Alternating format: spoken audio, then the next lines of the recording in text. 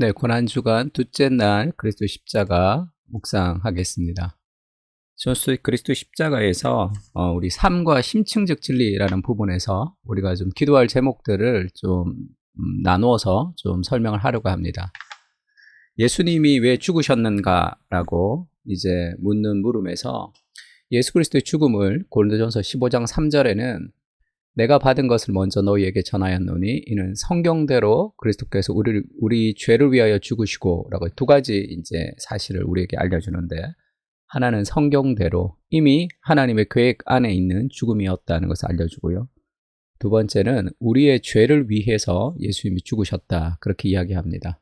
그건 우리의 죄를 위해서 죽으셨다는 것을 좀 살펴볼 텐데요. 베드로전서 3장 18절에는 그리스도께서도 단번에 죄를 위하여 죽으사 의인으로서 불의한 자를 대신하셨으니 이는 우리를 하나님 앞으로 인도하려 하심이라. 그래서 그리스도의 죽음이 우리의 죄를 대신하는 죽음이었고, 그래서 결국 우리를 하나님 앞으로 인도하기 위해서 그리스도가 죽으셨다, 그렇게 이야기하고 있습니다.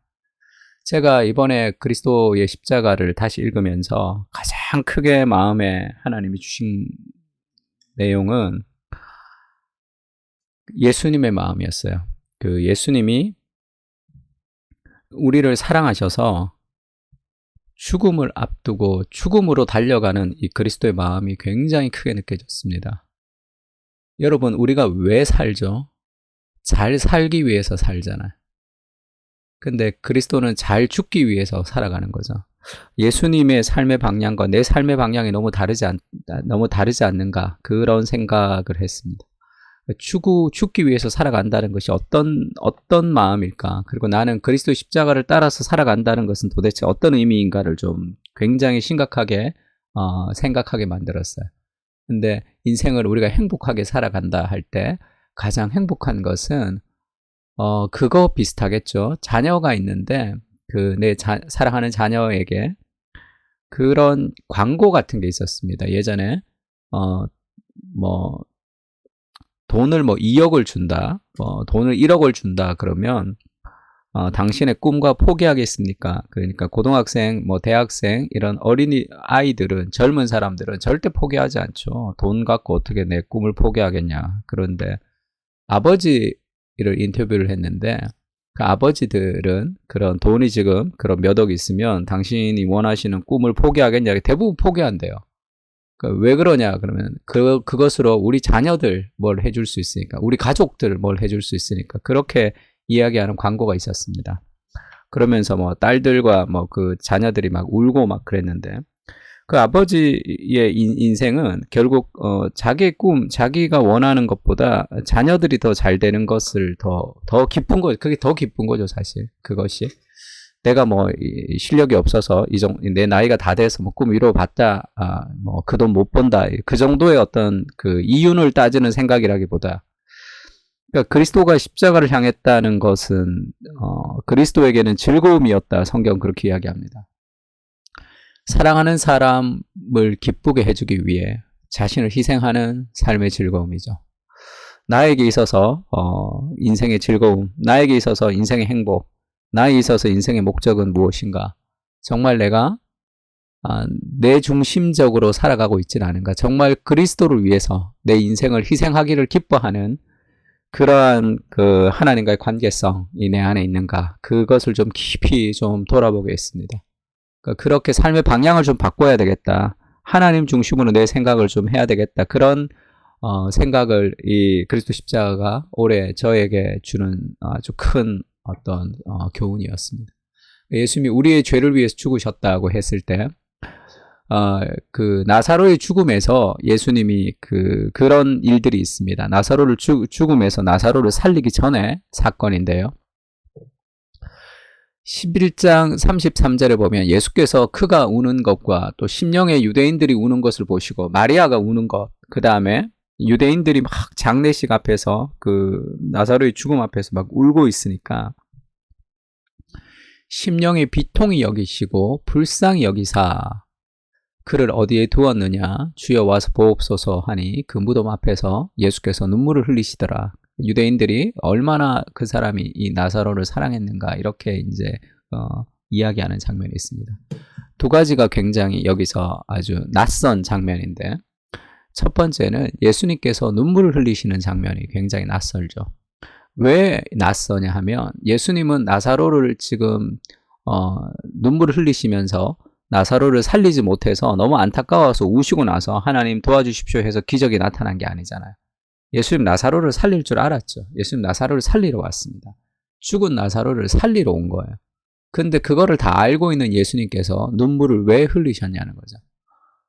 마치 어떤 이 사기꾼 그런 부흥사 같은 사람들이 뭔가 이렇게 쇼맨십을 하듯이 그렇게 막 울고 막 그렇게 사람들을 막 그렇게 힘들게 했다가 나사로가 촥 살아나는 극적인 연출을 하는 것처럼. 근데 왜 예수님이 눈물을 흘리셨을까? 곧 살릴 텐데. 그게 첫 번째 의문이고, 두 번째는 이 비통히 여기사라는 단어예요. 비통히 여기사라는 단어를 존 스토트도 아주 거친 숨을 그렇게 이제 내쉬는 것이다. 각주에 그렇게 얘기했는데, 사실 거친 숨을 내쉬는 것으로 이 비통히 여기사라는 단어가 다 설명되지 않습니다. 엄청난 분노를 일으키셨다는 거예요. 예수님이 이렇게 확 엄청난 분노, 비통히 여겼다는 것은 그 마음에 어마어마한 분노를 예수님이 표출했다는 뜻입니다. 그리고 이제 불쌍히 여기사가 동시에 나오는 아주 독특한 장면이죠. 그러니까 예수님께서 여기서 이제 분노를 하신 거, 그것이 뭐냐면 이 죽음이라는 세력에 대한 분노죠. 이 죽음 앞에 이 죽음이라는 이 사망의 세력을 향한 예수님의 분노입니다.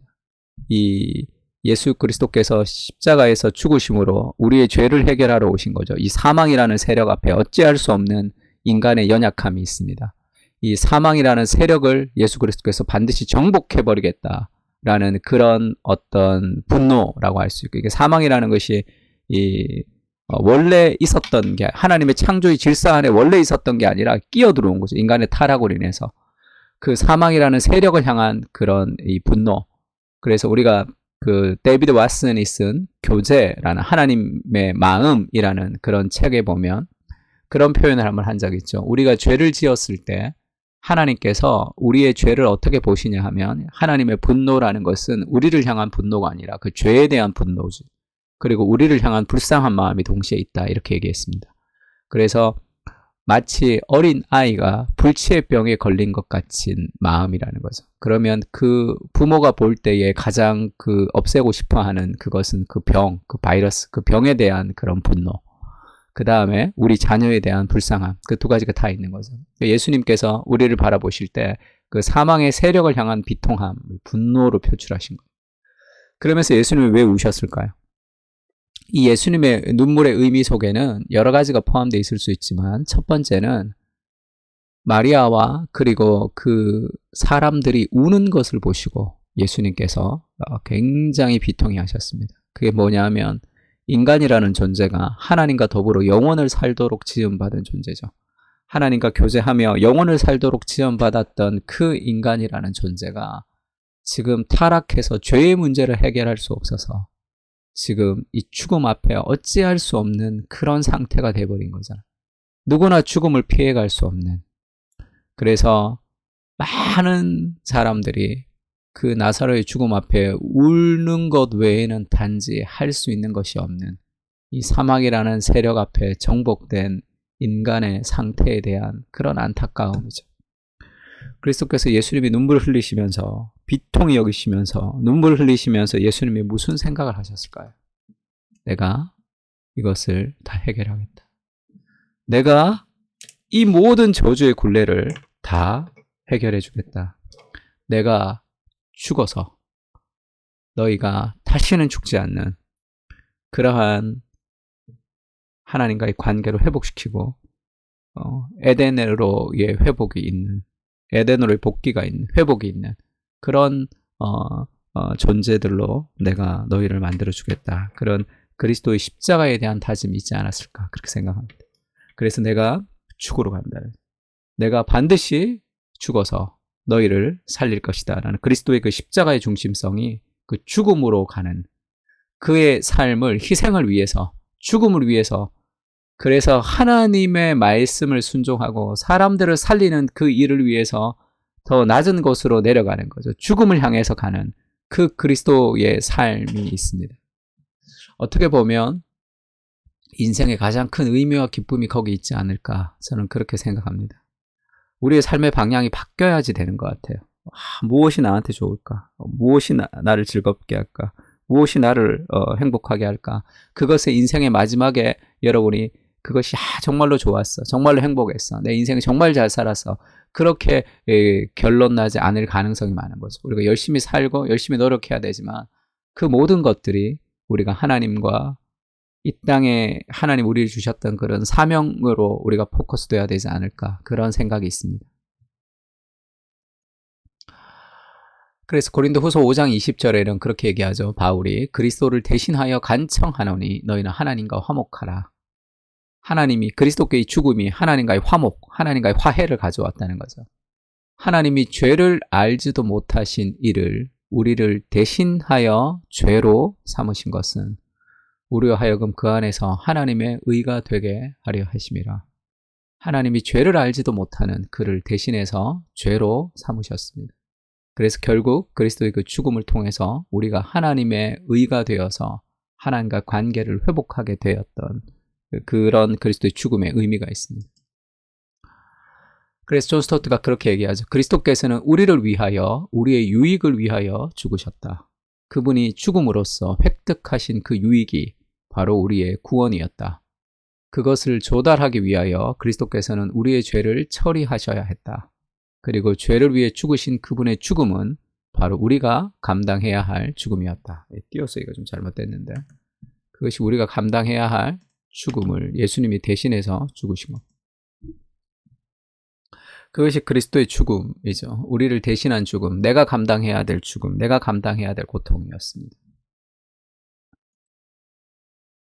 그래서 그 죽음을 예수님이 의미하면서 지금 존 스토트가 이 성찬식과 겟세마네와 십자가의 유기에 대한 이 세 가지를 풍성하게 얘기하는데 오늘 이 성찬식에 대해서만 좀 같이 좀 생각해보고 기도할 수 있으면 좋을 것 같습니다. 이 한과를 이렇게 공부하듯이 완전히 분석해서 하나를 다 설명하기에는 좀 복잡하고 내용이 많고 기도할 수 있도록 고난주간에 기도할 수 있는 하나의 주제를 제가 선정해서 전달해 드립니다. 그래서 그걸 가지고 기도할 수 있으면 좋을 것 같아요. 그리스도의 십자가를 묵상하면서 기도하는 그런 한 주간이 되면 좋을 것 같습니다. 예수님이 최후의 만찬이라고 부르죠. 다락방의 마지막의 만찬에서 예수님이 그것은 우리 죽기 전에 좀 잘 먹자 그 정도가 아니죠.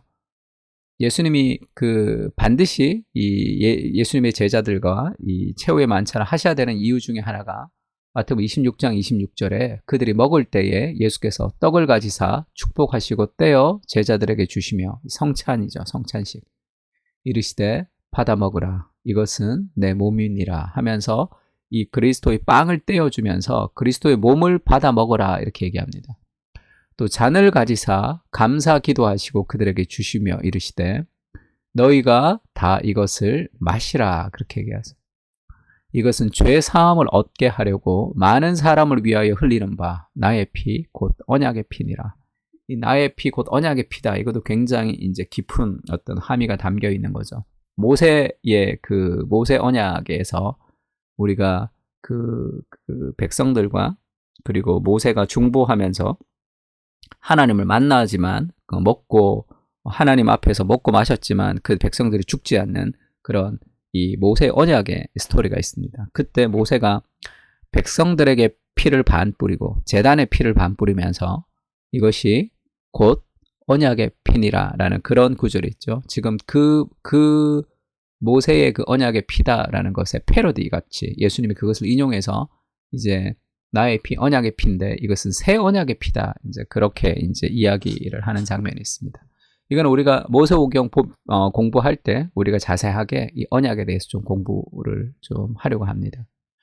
그래서 지금 여기서 기억해야 될 것은 그 떡을 떼어서 먹는 것 그리고 그 그리스도의 피를 마시는 것 이 두 가지를 지금 중요하게 내 몸과 내 피를 마시는 것을 중요하게 생각합니다. 우리가 성찬식 할 때도 포도주를 마시고 그 떡을 우리가 먹죠. 떼어서 먹습니다. 그러니까 왜 그러냐는 그게 어떤 의미가 있느냐는 6월절에서 그 출애굽할 때 그 6월절에 어린 양의 피를 그 문설주에 발라서 어린 양의 피를 바른 집은 이제 그 사망을 면하는 사건이 있죠. 그래서 6월이라는 말이 이제 패스오버, 지나가다라는 그런 의미가 있죠. 6월절이라는 것이. 그래서 죽음을 면했다라는 것인데 어린 양의 피가 이 죽음을 면하는 거죠. 왜냐하면 대신 죽었으니까. 그리스도가 대신 죽어서 우리가 살아나는 거죠.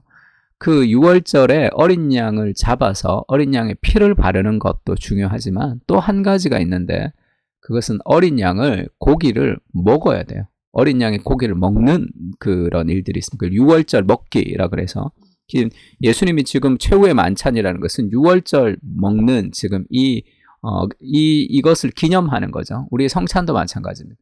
그러니까 6월절 피를 바른 사람만 그 구원받는 것이 아니라 반드시 먹어야 돼요. 6월절에 그 고기를 먹어야 됩니다. 그래서 출애굽기 12장 46절에서는 한 집에서 먹는 거죠. 그 고기를 조금도 집 밖으로 내지 말고 뼈도 꺾지 말지며 이스라엘 회중이 다 이것을 지킬지니라 하면서 6월절에서 굉장히 중요한 것은 어린 양의 고기를 먹는 것을 굉장히 중요하게 생각합니다. 그래서 이 6월절에 어린 양의 고기를 먹는 것, 이것의 어떤 확장판이 이 성찬이죠. 내 몸을 이것은 내 몸이니 받아 먹으라. 이것은 내 피니 마시라 했던 그리스도의 피를 먹고 마시는 그 피를 먹고 그리스도의 그 몸을 먹는 그 먹는 것이 중요하죠. 왜 그렇게 먹는 것이 중요하냐면 이게 성찬의 의미와도 함께 연결이 되죠. 우리가 그것을 먹어야 되는 의미가 뭡니까? 존 스토튼 그렇게 표현했어요. 그리스도께서 죽으시는 것만으로는 충분하지 않으며 그들 각자가 그분의 죽음의 유익을 자신의 것으로 전유해야 했다. 이 전유라는 말을 썼는데 그러니까 적용이라는 뜻이에요. 전유라는 말은 그 말 그대로 이제 이렇게 내가 간직하는 거죠. 나에게 나만 간직하는 것을 그걸 전유라고 합니다. 그러니까 각 개인이 반드시 그것을 소유해야 돼. 그 죽음의 유익을 자기의 것으로 만들어야 됐다는 거죠. 그러니까 그리스도가 죽는 거로는 충분하지 않아요. 우리가 해야 될 일이 있다는 거죠. 그것을 이제 전유해야 된다는 거죠. 그것을 먹고 마시는 것은 과거에도 그랬지만 지금도 여전히 그리스도를 십자가에 못 박히신 우리의 구주로 받아들이며 또한 우리의 마음속에서 신앙에 의하여 그리스도로 말미암아 살아간다는 것을 생생하게 보여주는 비유다. 이것은 지금도 그리스도로 말미암아 내가 살아가고 있다는 것을 생생하게 보여주는 비유다. 이렇게 얘기했습니다. 그러니까 그리스도께서 죽으시는 것만으로 충분하지 않고 그 죽음을 내 것으로 만들어야 된다는 거죠. 그것이 먹고 마시는 것의 의미다. 이렇게 얘기하면서 지금 130페이지 이렇게 얘기하죠. 그분이 죽으심으로써 우리에게 자기의 살과 피를 주셨다는 것과 우리가 그분의 죽음으로 인한 복을 우리의 자신의 것으로 삼는 것은 별개의 일이다. 예수님이 죽어서 살과 피를 준 것과 그 다음에 내가 그 복을 누리면서 사는 것은 별개라는 거죠. 그러니까 내가 해야 될 일이 있다는 거예요.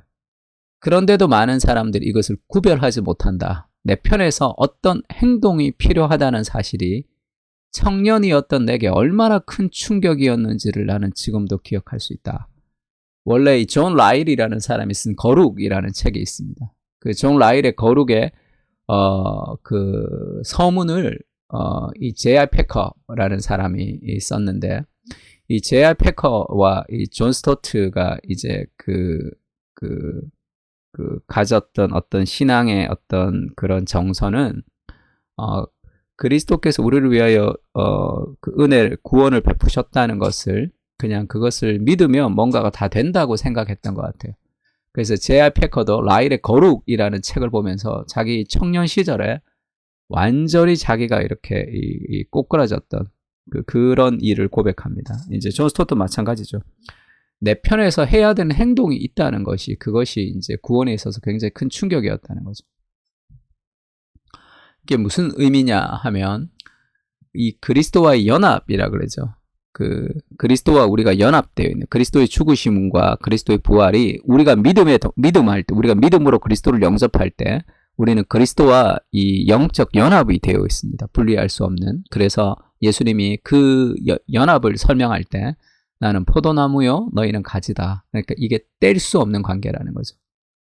그래서 너희가 내 안에 있지 아니하면 열매를 맺을 수 없다. 그렇게 얘기하며 나는 포도나무요 너희는 가지라. 그가 내 안에 내가 그 안에 거하면 사람이 열매를 많이 맺나니 나를 떠나서는 너희가 아무것도 할 수 없음이라. 이 그리스도와 연합을 상징하는 거죠. 우리가 그리스도를 떠나서는 우리가 아무것도 할 수 없는 그런 존재이고 그리스도와 온전히 연합됐다는 것을 보여주고 있습니다.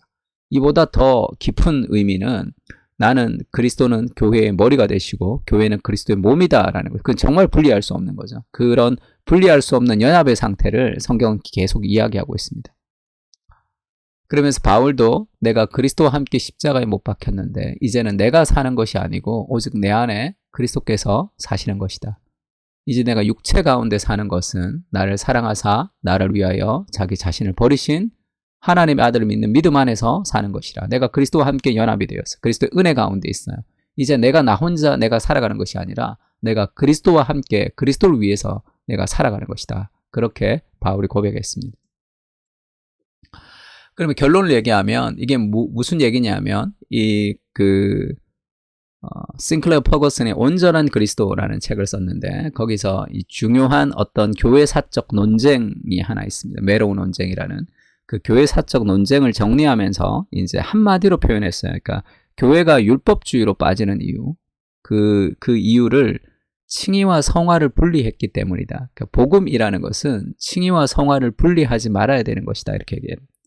그러니까 우리가 복음에 대해서도 많이 얘기하는데, 그래서 팀 켈러 목사님 이하 미국에서 이제 계속 이제 복음에 대해서 굉장히 강조하는 것이 지금 이 메로우 논쟁 당시 그 옛날 그 교회의 역사 속에서 이 율법주의로 교회가 한번 흐른 적이 있습니다. 그러니까 지금 오늘날의 교회도 이 율법주의적으로 흐르고 있는 경향이 있기 때문에 이것을 중요하게 생각해야 된다. 그래서 지금 이제 복음의 운동이 지금 많이 이렇게 확산되고 있는 거죠.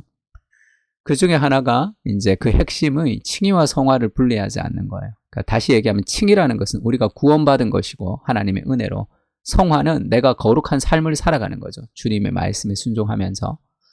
이것이 분리되지 말아야 된다는 것은 연결되어야 된다는 뜻입니다. 쉽게 얘기하면. 그러니까 내가 구원을 받았기 때문에 이제 내가 말씀 읽고 기도하고 내가 거룩한 삶을 살아야 된다 이렇게 생각하면 율법주의가 되겠죠. 내가 다른 사람보다 더 말씀 읽고 더 기도하고 나는 더 많이 알고 있고. 근데 우리의 이 성화가 분리되지 않고 연결이 된다는 게 무슨 말이냐면 그리스도의 그 은혜가 거룩의 동기로 작용하는 거예요.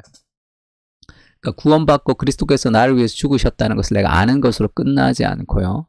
그것을 깊이 알면 그 은혜가 감사로, 그 은혜가 기쁨으로, 그리고 그것이 우리의 삶의 방향을 바꾸어서 우리가 그리스도를 위해서 살아갈 수 있는 행동으로 나타난다는 겁니다. 그러니까 은혜가 이 선행으로 연결된다. 은혜가 거룩으로 연결되는 겁니다.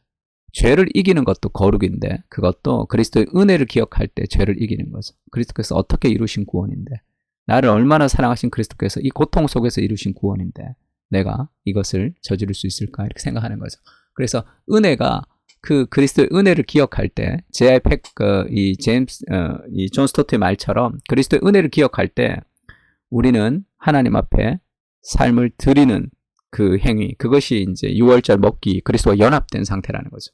내가 먹어야 돼. 그래서 결국 내 안에 내가 성찬식을 할 때도 우리가 그 피를 마시고 우리가 떡을 먹으면서 내 안에서 그리스도와 연합됐다는 걸 보여주고 있습니다. 이번에도 우리가 고난주간마다 주일날 성찬식을 했는데 올해는 할까 하다가 잘 못했어요. 아직도 코로나가 조금 명확하지 않아가지고 잘 하지 못했는데 또 뭐 성찬을 또 우리가 추수감사절이라도 성찬을 좀 하면 좋겠다. 조금 더 좋아지면 그런 생각하고 있습니다. 고린도전서 15장 10절에도 바울이 그렇게 얘기하죠. 그러나 내가 나 된 것은 하나님의 은혜로 된 것이니, 칭의이죠. 우리가 이제 구원받은 것을 칭의라고 합니다. justification. 내게 주신 그의 은혜가 헛되지 아니하여. 은혜가 헛되다는 것은 은혜를 받았지만 삶을 살지 않는 걸 얘기한 거겠죠.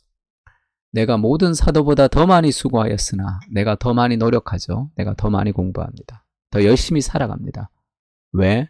내가 한 것이 아니요 나와 함께 하신 하나님의 은혜로다. 은혜와 만족이 우리를 더 열심히 하게 하여. 세상은 결핍이 우리를 열심을 이끌어가는 어떤 모습으로 등장하지만 성경은 그렇게 얘기하지 않습니다. 하나님의 은혜가 우리의 삶의 거룩한 동기로 작용하는 것.